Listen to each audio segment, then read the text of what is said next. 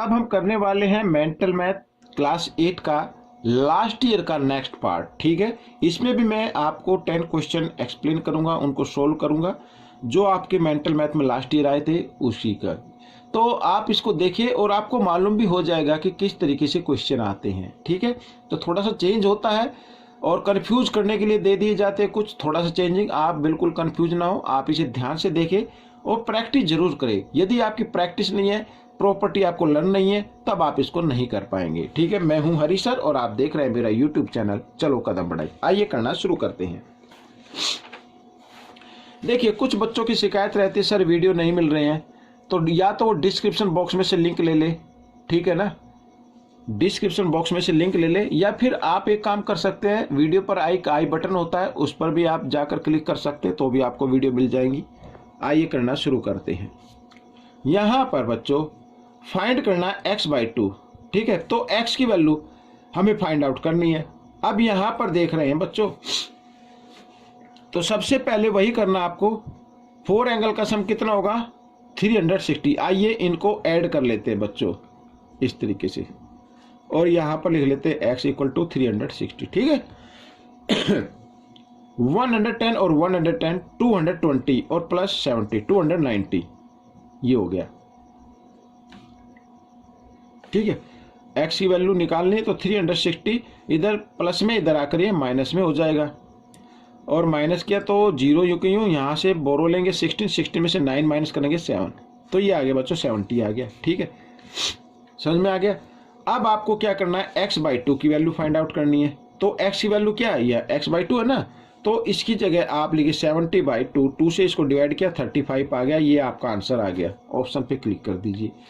और एक चीज और ध्यान देनी है बच्चों, जो मैं आपको बताना चाहता हूं, वो ये इससे और शॉर्ट तरीके से आप कर सकते हैं। देखो, जब इस तरीके की आकृति आए, अपोजिट एंगल इक्वल आए, ठीक है, अपोजिट एंगल हम क्या आते हैं, आ रहे हैं इक्वल आ रहे हैं, तो ये भी अपोजिट एंगल इक्वल होंगे।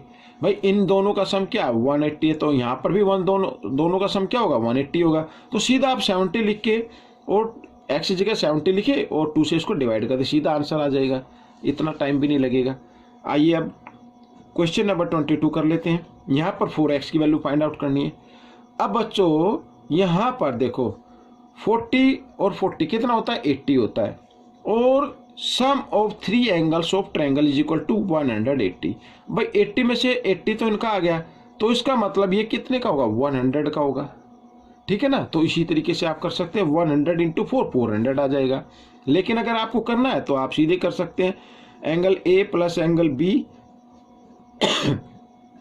180 डिग्री। ठीक है, sum of 3 angles of triangle is equal to 180। तो यहाँ पर बच्चों ये 40 डिग्री है, प्लस x प्लस 40 डिग्री, इस तरीके से। तो 40 + 40 होता है 80, और प्लस x = 180 डिग्री।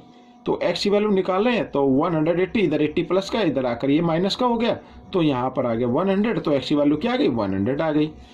अब फाइंड करना है 4x, तो यानी कि 4 × 100, तो 400 आ गया बच्चों। यहाँ पर इस ऑप्शन पर आपका टिक मार्क हो जाएगा। तो देखो मेंटल मैथ में तो इस तरीके से नहीं थे, लेकिन है वैसे ही, तो आपके लिए ये काफ़ी अच्छा है कि आप इसको देखिए, प्रैक्टिस कीजिए, ताकि आप एग्जाम में जो भी क्वेश्चन करें तो उसमें ना आए, कंफ्यूज ना हो और जल्दी से कर सके। आइए अब हम करेंगे क्वेश्चन नंबर 23। ये भी मैंने लिख के रखा हुआ है बच्चों, ये देखिए आइए अब यहाँ पर ये देखो ABC एक ट्रायंगल हो गई, और यहाँ पर BC, और इधर मान लीजिए मैं M लिख दूं, तो BCM एक एक्सटीरियर एंगल हो गया, और एक्सटीरियर एंगल अपने इंटीरियर अपोजिट एंगल के सम के इक्वल होता है। ठीक है ना, ये प्रॉपर्टी लर्न है ना आपको, तो मैं सीधा लिख सकता हूँ x इक्वल होगा किसके 50 + 60 के। भाई इसके इंटीरियर अपोजिट एंगल तो यही आए ना, तो यहाँ पर x की वैल्यू आ गई बच्चों, इनको प्लस किया तो 110 आ गया, तो ये x की वैल्यू आ गई। आप चाहे तो इसको थोड़ा डिटेल से लिख सकता हूँ मैं, देखो angle A plus angle B is equal to angle BCM, इस तरीके से ये M। ठीक है, ये आ गया समझ में, क्या exterior angle is equal to its interior opposite angle, ये आपको लिख लेना है। तो इस तरीके से ये आपका आंसर आ जाएगा। ठीक है, अब क्वेश्चन नंबर 24 देखो, यहाँ पर ये भी इजी है। तो 24 में आपको सबसे पहले तो देखो ये आपको करना है बी फाइंड। अब देखो आपको इतना तो जानकारी हो ही गई कि sum of 3 angles of triangle is equal to 180 degree. अब 180 में से इन दोनों को माइनस कर दे तो 55 ये 55 ये यानी 110, तो कितना आ जाएगा 70 डिग्री आ जाएगा। तो बी की वैल्यू क्या आ जाएगी 70 डिग्री आ जाएगी। अब आपको क्या करना है 3 इंटू एंगल बी की वैल्यू कितनी है 70 डिग्री, तो 73 जा कितना होता है 210, तो ये आपका ऑप्शन आ गया। तो इस तरीके से आप शॉर्ट तरीके से कर सकते हैं बच्चों, और मैं तो ये कहता हूँ कि शॉर्ट तरीके से ही कीजिए। आप ज़्यादा से ज़्यादा प्रैक्टिस करेंगे तो आपको ये शॉर्ट तरीके से करने का आनंद भी आएगा, और दूसरों को जब सिखाएंगे तो आपकी प्रैक्टिस ज़्यादा से ज़्यादा होगी। अब चलते हैं क्वेश्चन नंबर 25 पर। देखो यहाँ पर अब ABC यहाँ पर, ठीक है, मैं इसमें नाम लिखा नहीं है तो आइए मैं नाम लिख देता हूँ ABC, ठीक है। और यहाँ पर देखो AC इक्वल है CD, तो इसका मतलब यहाँ पर ये D आ जाएगा, और ये इक्वल है AD के, यानी ये तीनों भी इक्वल हैं।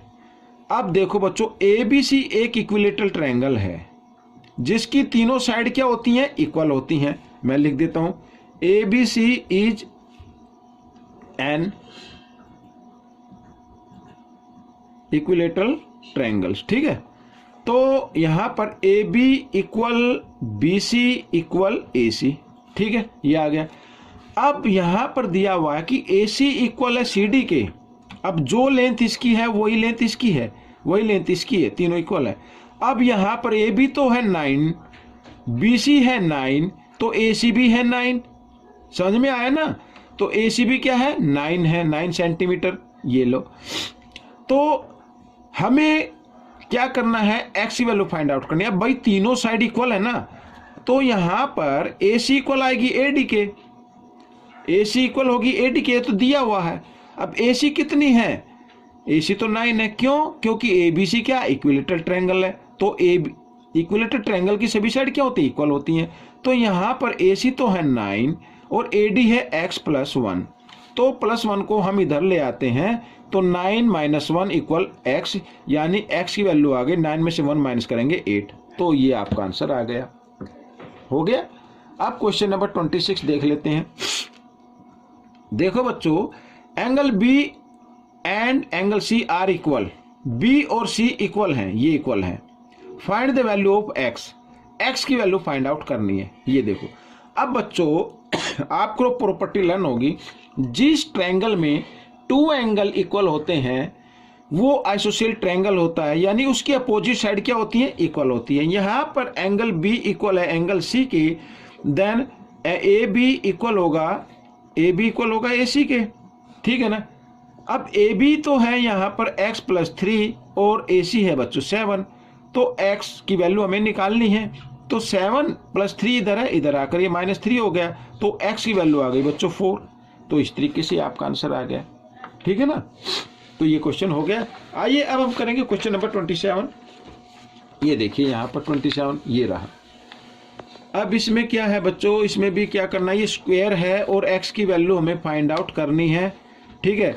और हम सभी जानते हैं कि स्क्वायर की सभी साइड क्या होती हैं इक्वल होती हैं, तो यहाँ पर AB इक्वल AD मान लीजिए, क्योंकि इन दोनों की ही लेंथ गिवन है तो दोनों इक्वल होंगी ना। तो 2x प्लस यहाँ पर ये बच्चों आई थिंक ये 11 है, तो मैं 11 लिख देता हूँ, और इक्वल 25, ठीक है। अब बच्चों यहाँ पर 11 किस में प्लस में, इधर आकर ये माइनस में हो जाएगा। तो देखो कितने आसानी तरीके से हम इसको निकाल रहे हैं, एक शॉर्ट मेथड अप्लाई कर रहे हैं।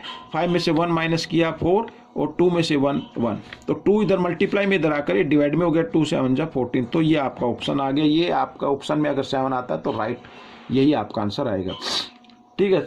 देखो मेंटल मैथ में तो इस तरीके के नहीं थे, लेकिन अगर आप ज़्यादा से ज़्यादा प्रैक्टिस कर रहे हैं तब आपके बिल्कुल समझ में आ जाएगा। प्रॉपर्टी लर्न होनी चाहिए कि all side of square are equal in length, ठीक है। स्क्वायर है तो इसका मतलब सभी साइड क्या होंगी इक्वल होंगी, ये 2 दी हुई है तो दोनों को इक्वल रख लीजिए। अब क्वेश्चन नंबर 28 देखो, find the value of x, x की वैल्यू फाइंड आउट करनी है। यदि ये क्या है, रेक्टेंगल है। अब बच्चों रेक्टेंगल के डायगोनल गिवन है AC इक्वल BD, तो रेक्टेंगल के डायगोनल इक्वल होते हैं बच्चों, ठीक है ना।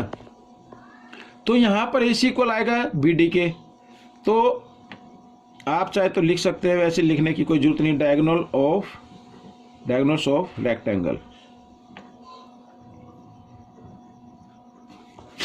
अब AC है बच्चों यहां पर x + 2 और BD है 2x - 3, 2x को इधर ले आओ, -2x हो जाएगा, इक्वल -3 + 2 इधर आकर ये -2 हो जाएगा। अब ये माइनस, ये प्लस माइनस, 2 में से 1x माइनस करेंगे, 1x बड़े नंबर के सामने माइनस के, इसलिए माइनस का साइन, और -3 और -2 -5, ठीक है, माइनस से माइनस का साइन कट गया। तो यहां पर बच्चों ये आपका आंसर आ गया, x = 5, ठीक है। आइए क्वेश्चन नंबर 29 कर लेते हैं। ये भी बिल्कुल ईजी है, एक्स की वैल्यू फाइंड आउट करनी है, स्क्वायर है, और स्क्वायर के भी डायगोनल क्या होते हैं, इक्वल होते हैं बच्चों। तो यहाँ पर मैं लिख सकता हूँ AC इक्वल BD, ठीक है। स्क्वायर के भी डायगोनल क्या होंगे, इक्वल होते हैं। तो यहाँ पर AC इक्वल BD आ जाएगा, और AC है अपना x + 5 और BD है बच्चों 2x + 2। तो x को एक तरफ ले आए, इधर है लेफ्ट हैंड साइड के तरफ लेके आएंगे तो माइनस का हो जाता है ये, और 2 + 5 इधर आकर -5, तो माइनस प्लस माइनस, तो -x आ जाएगा बच्चों, क्योंकि बड़े नंबर के सामने माइनस है, और यहाँ पर भी 5 में से 2 माइनस करेंगे 3, ये भी माइनस का आएगा, ठीक है। माइनस से माइनस का साइन कट गया, तो x की वैल्यू आ गई 3, ये आपका आंसर हो गया बच्चों। तो इस तरीके से आपको कर लेना है। आइए इस पार्ट के लास्ट क्वेश्चन पर चलते हैं, वो भी मैंने यहाँ पर लिख के रखा हुआ है, ये देखिए यहाँ पर, ये जो नीचे है ये अगले पार्ट में मैं बताऊँगा। तो यहाँ पर ये चलते हैं, इसमें देखो ABC में AB = BC, ये तो गिवन है, AB = BC ये वाला, तो बिल्कुल इजी है बच्चों, सिर्फ कंफ्यूज करने के लिए दे दिए जाते हैं उलट सुलट करके, तो आपको कंफ्यूजन में नहीं आना है। तो यहाँ पर AB है 2x + 1 और BC है बच्चों x + 7, इस तरीके से x को लेफ्ट हैंड साइड में ले आए, इधर प्लस है, इधर आकर ये माइनस, और 7 इधर 1 प्लस है, इधर आकर ये -1। तो 2x में से 1x माइनस कर देंगे तो 1x बचेगा, और यहाँ पर 7 में से 1 माइनस किए 6, तो ये आपका ऑप्शन आ गया, हो गए क्वेश्चन। तो बच्चों ये वीडियो कैसी लगी मुझे ज़रूर बताएं, और इसमें से सीखकर दूसरों को जरूर सिखाएं। मिलते अगले पार्ट में, तब तक के लिए आप सभी बच्चों का वीडियो देखने के लिए थैंक यू।